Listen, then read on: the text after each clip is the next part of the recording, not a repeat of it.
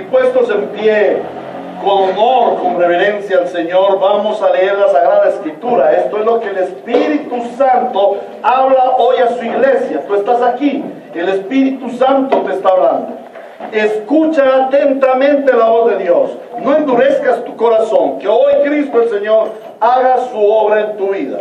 Este es el sermón correspondiente al Día del Señor, 4 de noviembre de 2018, titulado El Rey enseña sobre el matrimonio en el reino. Tercer sermón, el matrimonio, hombre y mujer. Leemos la palabra de Dios en el nombre del Padre, del Hijo y del Espíritu Santo. Dice Mateo 19, 3 al 6. Algunos fariseos se le acercaron y para ponerlo a prueba le preguntaron: ¿está permitido que un hombre se divorcie de su esposa por cualquier motivo?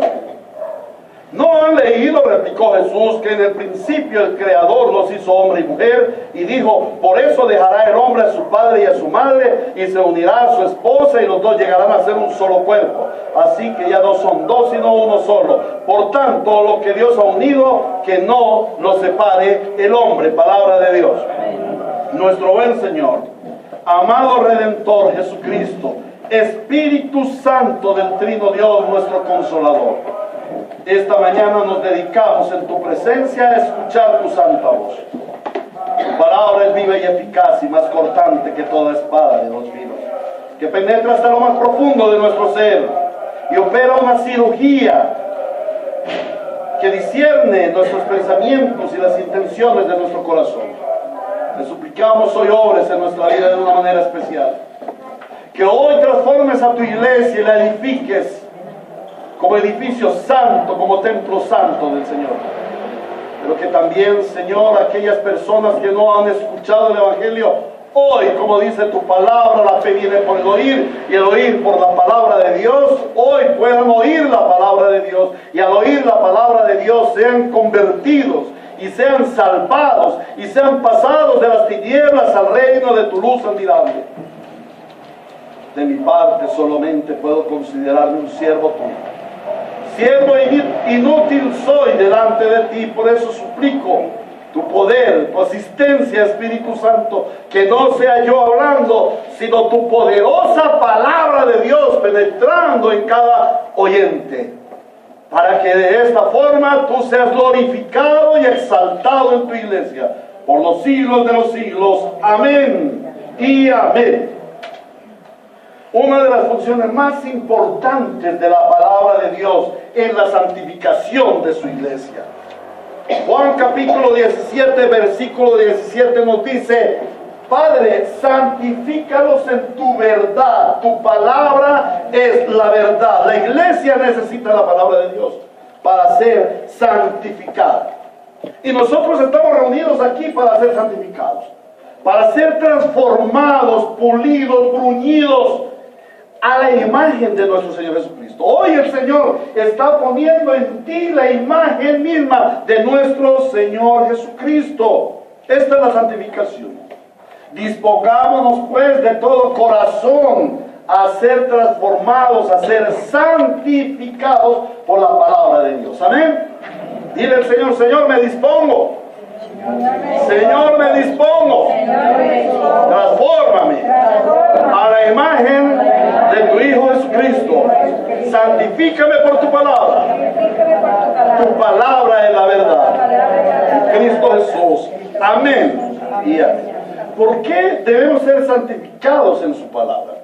Amados hermanos, estamos viviendo una época histórica terrible. Es quizás la época histórica más depravada de toda la historia. Podríamos pensar que quizás es muy semejante a lo que nos habla la Escritura en el tiempo prediluviano, en el Génesis, por allá en Génesis 6, donde el Señor dice que vio y la maldad del mundo, la maldad de los hombres había llenado la tierra. Nosotros estamos viviendo una época histórica de una sociedad al extremo depravada. Y una de las depravaciones en donde más ha caído la humanidad es la depravación sexual. Es una estamos viviendo una sociedad definitivamente exagerada en la degeneración sexual. Y esto se evidencia a través de cosas de la progresividad del pecado. Nosotros vemos que cada día el pecado progresa. Y por ejemplo vemos pecados como la homosexualidad, que hoy es abierta. Hoy es abierta. Y es obligatorio por la sociedad y por los gobiernos, por la ONU, aceptar la homosexualidad como algo humano, como un error, no como un error, sino como una parte de la naturaleza humana. Ya no es error, eso fue error en algunas épocas. Antes fue pecado, luego fue enfermedad, luego fue una equivocación y así por el estilo. Hoy en día es una imposición. Hoy se nos impone que debemos aceptar, convivir y elogiar el homosexualismo. Otra manifestación tremenda, terrible de la perversidad sexual es la pornografía. Hoy en día en todo se usa pornografía. Tú dirás, pero pastor, no, ¿cómo así que la pornografía? Mira, para vender una bebida gaseosa usan mujeres semidesnudas, para vender una cuchilla de afeitar la venden con mujeres semidesnudas, con relaciones, imitando relaciones sexuales impuras. Estamos viviendo realmente un mundo impío. También estamos viendo la violencia sexual. Niños violados, niñas violadas, mujeres violadas, hasta ancianos y ancianas violados. Vemos la prostitución legalizada. Hoy en día la prostitución es legal y terrible. En Colombia no es un delito, en Colombia es legal. Aún están usando niños y niñas para la perversión sexual, para la prostitución. También vemos la promoción de la fornicación y del adulterio. Esto es otra manifestación de la perversidad sexual. En todo se promociona el adulterio, se promociona la perversión sexual. Vemos también los asesinatos pasionales, las pasiones de la perversión sexual conllevan a las gentes a matarse, a asesinarse. Uno de los problemas normales hoy en día, que para el mundo es normal, para la iglesia no puede ser, es el divorcio y el recasamiento sin remilgos. Muchas veces el recasamiento es repetitivo. Se casa con una, se divorcia al año, se casa con otra, se divorcia a los 6 meses, se casa con otra, se divorcia a los 3 años, andan de divorcio. Como dice el Señor, se casan y se dan en casamiento. ¿Sí? Esa es una de las evidencias de la extrema perversión a la que ha llegado el mundo. Este es el pan diario de la sociedad. Pero hay un grave problema aquí. Este pan diario de la sociedad ha permeado a la iglesia. La iglesia ha sido permeada por esta problemática de la impureza, de la impiedad. Ahora, ¿por qué está sucediendo esto?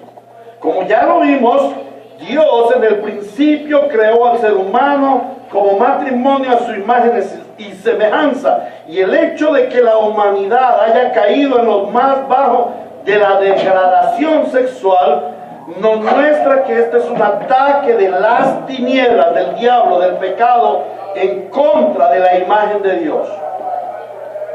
¿Por qué razón se está produciendo esto? De la sexualidad impura, de la destrucción de los matrimonios. Porque las tinieblas, el pecado, nuestro adversario el diablo, atenta contra la imagen de Dios. Recuerda, Dios creó al hombre y la mujer como su imagen y su semejanza. Pero no solamente atenta contra la imagen de Dios, sino que también está atentando contra su plan de llenar la tierra de su gloria a través de seres santos. Cuando el Señor les dice a Adán y a Eva, o el Señor da esta ordenanza o esta bendición que la vamos a ver Dios mediante en 8 días, la bendición del matrimonio, les dice fructificad, multiplicados, llenar la tierra. El Señor les está hablando de reproducirse, de multiplicar el mundo con seres a imagen y semejanza de Dios, de tal manera que Dios, cada vez que vea la tierra, contemple su gloria y sea glorificado en gran manera. Pero el enemigo quiere destruir este plan. El enemigo aborrece la adoración a Dios. El enemigo aborrece que tú estés aquí rindiendo adoración a Dios. Dios te quiere sacar de toda adoración a Dios. No, a él no le gusta que tú seas portador, que tú seas imagen de Dios. Por eso andan con ese cuentito de que tú eres descendiente del simio.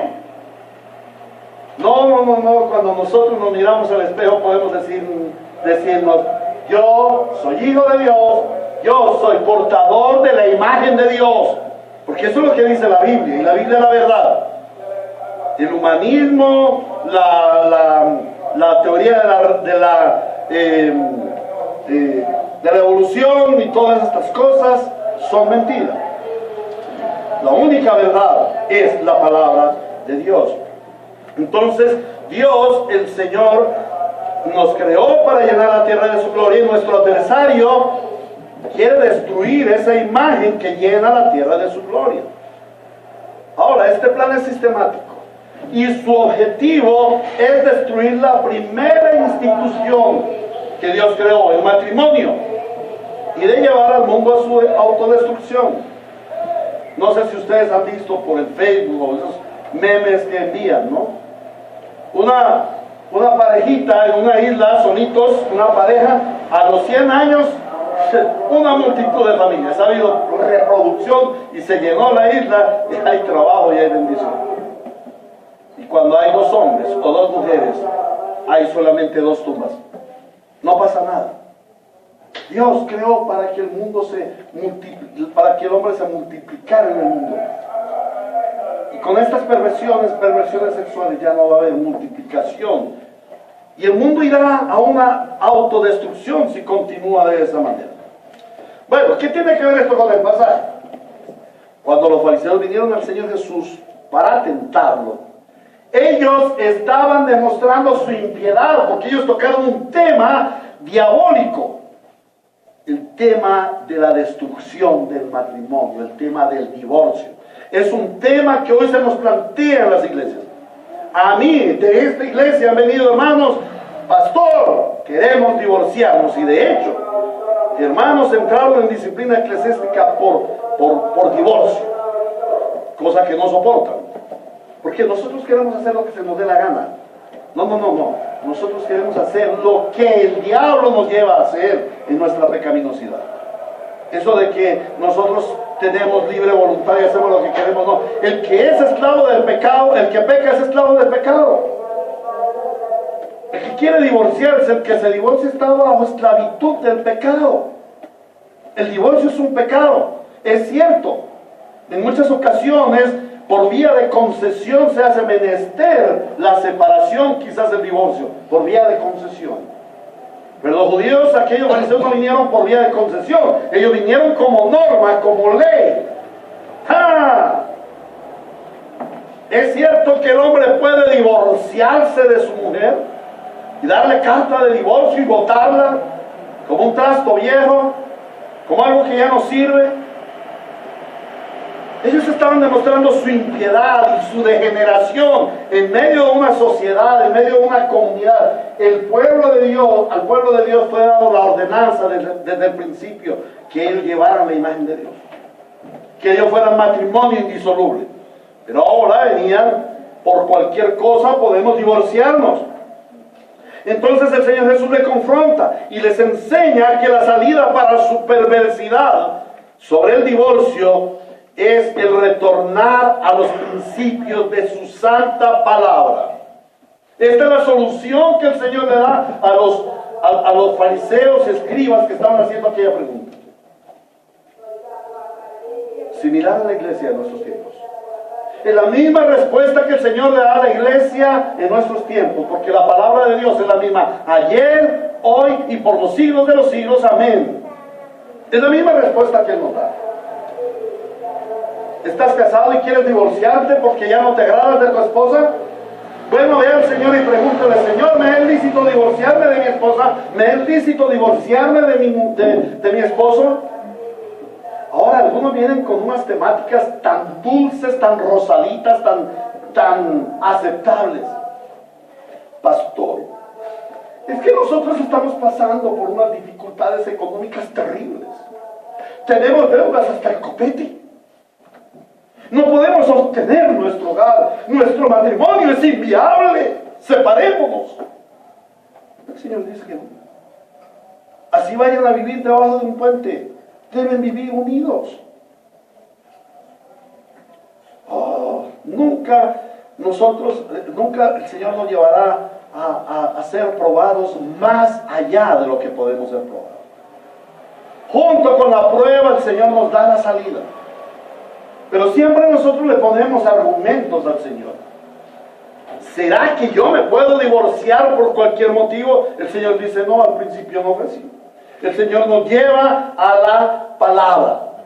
Como la iglesia moderna ha sido permeada por la perversidad del mundo, los matrimonios se están destruyendo con los mismos problemas del mundo: adulterio, fornicación, pornografía, homosexualismo, toda forma de perversión, y dentro de ellas encontramos el divorcio. ¿Y cuál es la respuesta del Señor a esto? Retorna al modelo original de Dios: un matrimonio formado por hombre y mujer, indisoluble. Y este es el tema del que hoy nos habla el Señor, y lo estudiaremos en tres aspectos. En primer lugar, veremos el matrimonio hombre y mujer, su diseño, la pareja como diseño del matrimonio. En segundo lugar, veremos el propósito de ese matrimonio entre hombre y mujer, que es la compañía y la complementariedad. Y en tercer lugar, veremos el carácter de ese matrimonio, hombre y mujer, que es la pureza sexual, la santidad. Entremos pues al primer punto a mirar el diseño como pareja. El Señor dice en el versículo 4: ¿no han leído, replicó Jesús, que en el principio el Creador los hizo hombre y mujer? Y en Génesis 1:27 el Señor dice: y creó Dios al hombre a su imagen, a imagen de Dios los creó, varón y hembra los creó. Toda revelación en las Escrituras nos están revelando a Dios, nos está revelando su plan eterno, su decreto, su providencia. Todas las cosas proceden de Él y le traen la gloria a Él. La creación de Dios, de todas las cosas que existen en el universo, fue diseñada para declarar en general, para mostrarle al ser humano su ser y su existencia. Romanos capítulo 1, versículo 20. Romanos 1, 20. El Señor dice: porque desde la creación del mundo, las cualidades invisibles de Dios, es decir, su eterno poder y su naturaleza divina, se perciben claramente a través de lo que Él creó, de manera que nadie tiene excusa.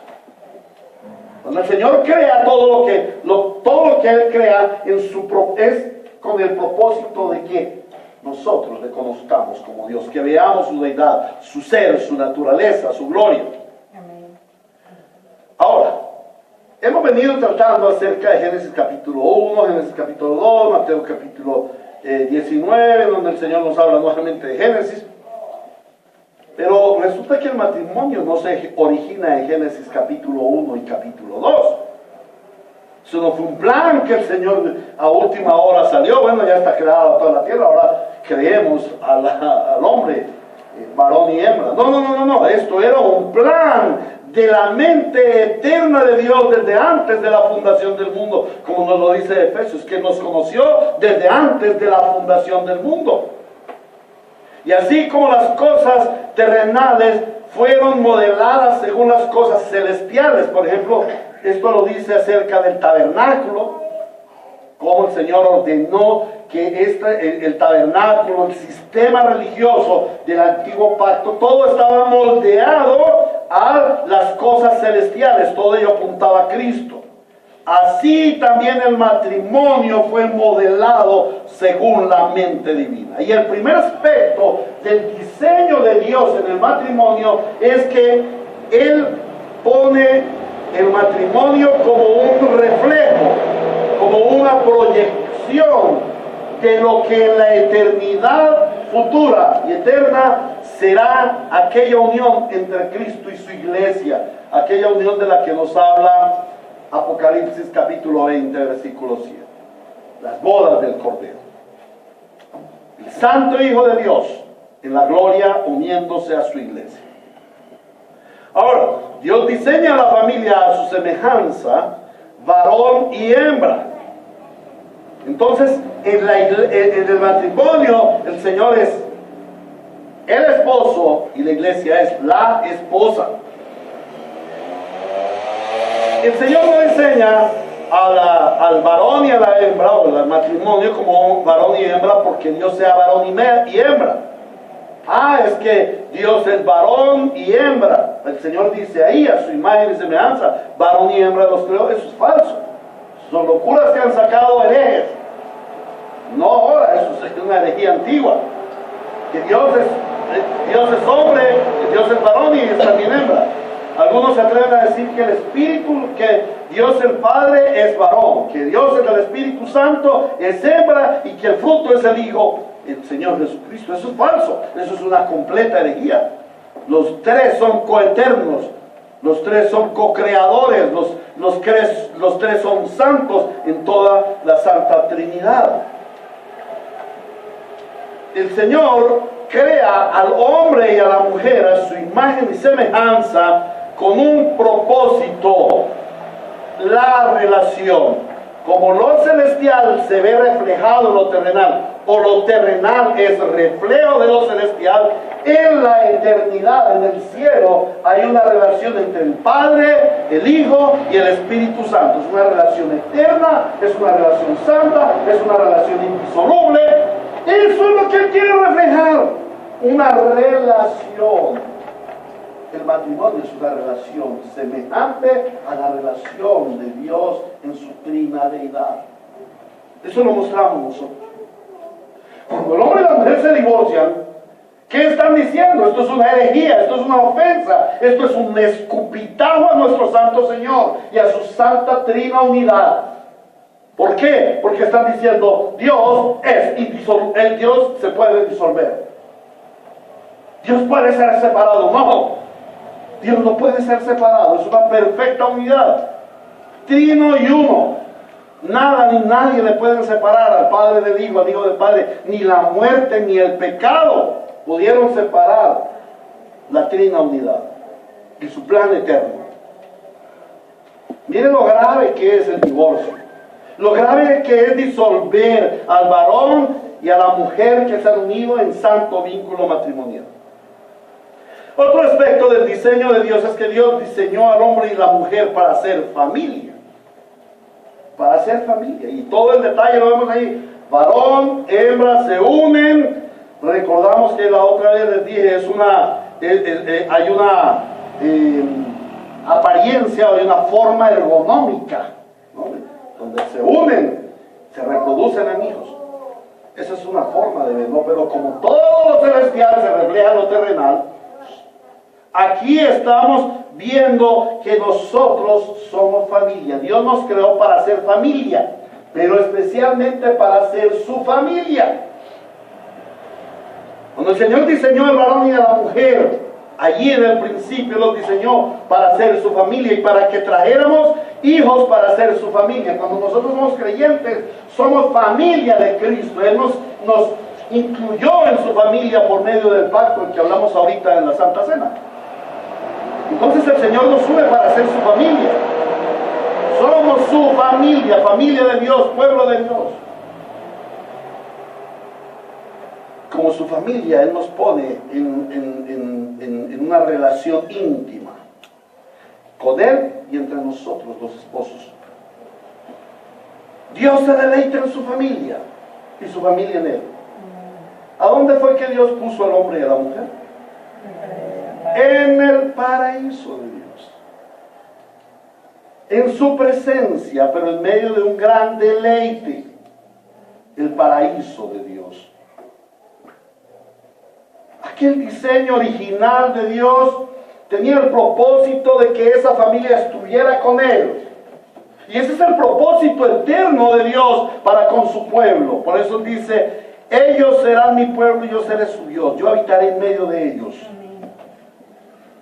Eso es lo que somos la iglesia. Eso es lo que somos el pueblo de Dios. Eso es lo que somos las familias redimidas en Cristo. Familias unidas, siendo la familia de Dios, siendo la familia de Cristo, estando en el seno de Dios. Nuestra centralidad no pueden ser nuestras problemáticas, nuestras necesidades fisiológicas, nuestras necesidades económicas, nuestras necesidades emotivas. Esa no es la centralidad del matrimonio. Nuestra centralidad de matrimonio, nuestra centralidad de familia es que nosotros nos presentemos delante de Dios nuestro Señor como su familia. Ahora, ¿qué tan importante es para ti ser familia de Dios? La verdad que mi familia, personalmente, no fue un dechado de virtudes. Mi padre no fue un ejemplo de buen padre. Mi madre, siendo una mujer muy buena y muy dedicada, tuvo que divorciarse por causa de la maldad, de la pecaminosidad que había contaminado nuestro hogar. Y tuvimos que salir huyendo. Gracias a Dios por mi madre, porque tuvo la valentía. En donde reinaban las tinieblas, el pecado, tuvo que huir para poder traer a su familia santidad. Ahora, como familia que no éramos un dechado de virtud, yo no puedo tener una imagen hermosa de la familia. Porque nosotros no estamos viviendo en un paraíso, estamos viviendo en un infierno.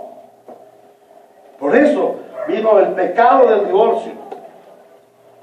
Vino el pecado de abandonar a los hijos. Vino el pecado de que él se consiguió otra mujer y después de esa otra mujer tuvo otros hijos, otras mujeres, en una terrible pecaminosidad, y que el Señor le perdone. Yo todavía le honro, oro por él y clamo que el Señor le perdone, porque Jesucristo puede perdonar todos los pecados. Si él perdonó los míos, ¿por qué no va a perdonar los de mi Padre?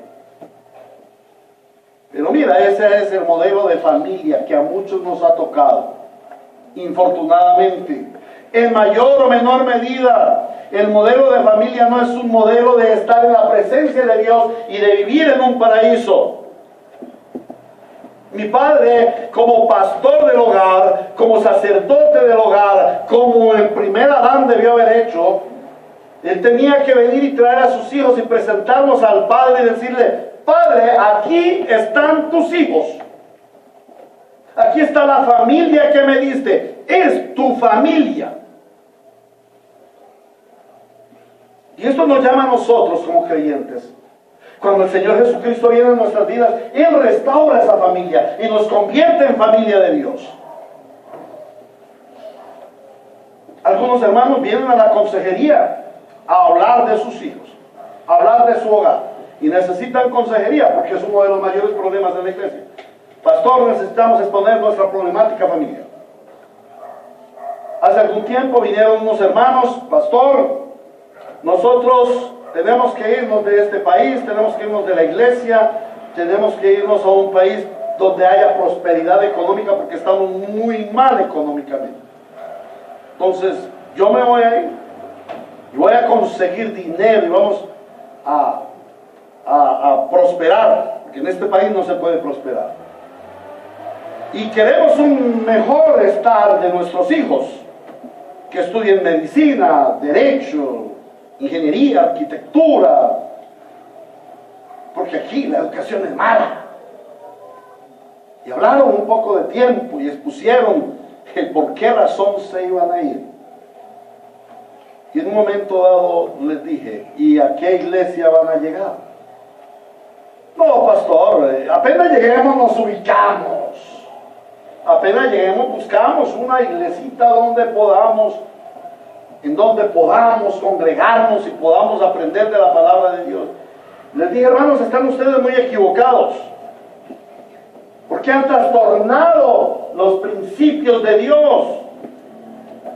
Dios no les dio a ustedes hijos para que tengan una mejor universidad, un mejor estatus, para que sean médicos o ingenieros o pilotos de aviación. No. Dios le dio a usted hijos, a ustedes les dio hijos, para que los presenten como familia a la gloria de Dios, para que los conduzcan por el camino de vida eterna y los lleven a la presencia de Dios. Para eso diseñó Dios a su familia. Y el padre debe llevar a sus hijos, debe conducir a sus hijos al temor del Señor, porque Él lo hizo familia suya. Y después te los dio a ti como tu familia, para que tú te responsabilices del santo deber de llevar a tus hijos a la fe, al Evangelio. Por la gracia del Señor, he tenido 2 hijos que, bueno, han estudiado han cursado sus estudios. El uno ya es un profesional, y el otro está también terminando su carrera, es una bendición. Sin embargo, la bendición mía en estos hijos, aunque es una gran bendición lo que han logrado, la bendición mía es que ellos siguen siendo hijos de la fe, familia de Cristo, familia de Dios. Y mi deber, aun que ellos ya no están en mi seno familiar, mi deber como padre es conducirlos en el temor del Señor, para llevarlos a la presencia del Señor. Y como miembros oficiales de esta iglesia, ellos también deben ser enseñados, deben ser corregidos, deben ser discipulados y deben ser disciplinados. ¿Es correcto? Amén. Y eso debe ser el deber tuyo. Porque tú eres familia de Dios, y Dios te diseñó varón y mujer para que tengas hijos conforme a la semejanza de Cristo, para que los presentes a Dios y les conduzcas por el camino de vida eterna. Amén. Amén. No hay otro camino, hermano. Los otros son añadiduras. Por lo otro debes orar. Señor, guía a mi hijo, guía a mi hija por caminos de rectitud. Guía a mi hijo, guía a mi hija a que tenga un matrimonio santo en el Señor, a que sea la imagen de Cristo, familia de Cristo y gloria de Dios. Cuando el Señor creó a su familia, Él se deleitó en esta familia, y esta familia se deleitaba en Él. Había gran deleite en Adán y Eva, nuestros primeros padres, estando en la presencia del Señor. Porque el Salmo 16:11 lo dice, lo repito: tu presencia y plenitud de gozo, delicias a tu diestra para siempre. Y luego en el versículo 1:28 de Génesis, el Señor lo bendijo. Es una gran bendición el matrimonio. Amén. Ahora, el tercer aspecto del diseño de Dios para el hombre, dimos el primer aspecto del diseño de Dios para el hombre es la revelación divina en el matrimonio. En el diseño de Dios, en el matrimonio, varón y mujer, varón y hembra los creó, es su revelación divina. Aquella revelación del matrimonio eterno entre Cristo y su iglesia. El segundo aspecto es el aspecto relacional, para que ellos se relacionen como Dios se relaciona en su trina unidad. Esta es parte del primer aspecto. El segundo aspecto es el diseño de Dios como familia para ser familia de Dios. Ahora, el tercer aspecto es que Dios creó una familia en la fe y para la fe. La Biblia dice que Cristo es el autor y consumador de la fe. Y Él creó el matrimonio a su imagen y su semejanza. Un matrimonio de fe y para fe. Un matrimonio que viviera en la fe. ¿Qué es la fe? La fe es el conocimiento de Dios. Por eso Adán y Eva estaban en el paraíso y podían conocer a Dios, podían intimar con Dios. Recuerda, la fe no es simplemente saber de la existencia de Dios. No es un conocimiento intelectual acerca de Dios, es un conocimiento relacional. Entonces Dios crea al varón y a la hembra para que estén delante de Él en fe y para que lo contemplen a Él y su fe sea cultivada cada día más. Pero cuando el Señor redime al pueblo, cuando el hombre cae en pecado, el hombre se sale de la fe. El hombre pierde su fe, pierde su conocimiento de Dios, pierde su intimidad con Dios. ¿Cuál fue el primer acto del pecado? ¿Cuál fue la primera incitación al pecado? La duda. La duda de la palabra de Dios. ¿Qué le dice la serpiente a Eva? Le dice, no es cierto. No es cierto lo que Dios les ha dicho. O sea, la palabra de Dios no es cierta. Ahí puso la duda. Ahí los condujo a la duda. Ahí Eva perdió su fe. Y a partir de eso vinieron todas las consecuencias. Y el hombre vino a ser un hombre sin fe. Sin fe. No le cree a Dios, no le obedece a Dios, tiene rebelión contra Dios, peca contra Dios, no vive la fe. Pero cuando Cristo viene, Él viene a salvar lo que se había perdido. Y Él nos salva poniendo fe, volviendo a creer en el Señor Jesucristo. Somos salvos por gracia, por medio de la fe. Y esto no de vosotros, sino que es un don de Dios. Entonces Dios nos retorna la fe. ¿Para qué la fe? Para que nosotros vivamos como Él lo ha determinado en su palabra. El matrimonio redimido por Dios es un matrimonio que vive por fe, y vive para fe. Es un matrimonio que no se derrumba por ninguna circunstancia, ni por ningún problema, porque vive en la fe, le cree absolutamente a Dios, sigue a Cristo, se deleita en la fe. No mira lo terrenal, no mira lo carnal, mira lo espiritual, lo celestial y lo eterno. Mira el reino de Dios, sabiendo que las demás cosas van a ser añadidas. Ese es un matrimonio de fe, ese es un verdadero matrimonio cristiano, un matrimonio que vive en el conocimiento de Dios, por lo tanto vive en la acción de Cristo, vive en la piedad de Cristo. Es un matrimonio que levanta el altar familiar, es un matrimonio que conduce a sus hijos conforme a la norma de Dios, es un matrimonio que enseña la palabra de Dios a sus hijos. Eso es la fe. La fe no es venir los domingos a la iglesia, hermanos. La fe no es leer de vez en cuando la palabra, hermanos. La fe no es hacer una oracioncita de vez en cuando, no. La fe es una relación íntima, es una relación de conocimiento íntimo con Cristo nuestro Señor, el autor y consumador de la fe. Y es por ese autor y consumador de la fe que nosotros corremos la carrera hasta llegar a la meta del supremo llamamiento. La fe es que Cristo nos llamó y nos redimió para vivir la vida eterna. Y Cristo no te llamó y te redimió para que vivas solo tu vida eterna. Eso es egoísmo. Cristo te llamó para que conduzcas a tu familia a la vida eterna y disfrutas de la gloria de Dios. Esa es nuestra fe, hermanos. Y eso es ser familia de Dios. Y para ello Dios nos diseñó como pareja.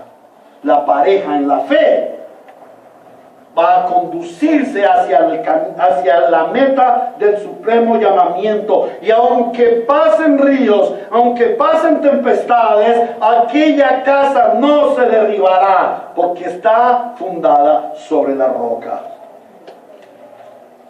La familia de la fe vive por lo que Dios dice que es la sagrada institución matrimonial. La familia de la fe guarda el matrimonio y el lecho sin mancilla. Guarda el matrimonio como santo y el lecho sin mancilla. Amén. Amén. Que el Señor nos conceda vivir parejas, matrimonios, conforme a la imagen y semejanza de Cristo, varón y hembra, para ser el reflejo de la gloria de Dios, para ser la familia de Dios, para ser una familia de fe que se dirige hacia la meta del supremo llamamiento. A Dios sea toda la gloria en su iglesia por los siglos de los siglos. Amén y amén. Amados hermanos, oremos. Amado Señor y buen Redentor, en esta mañana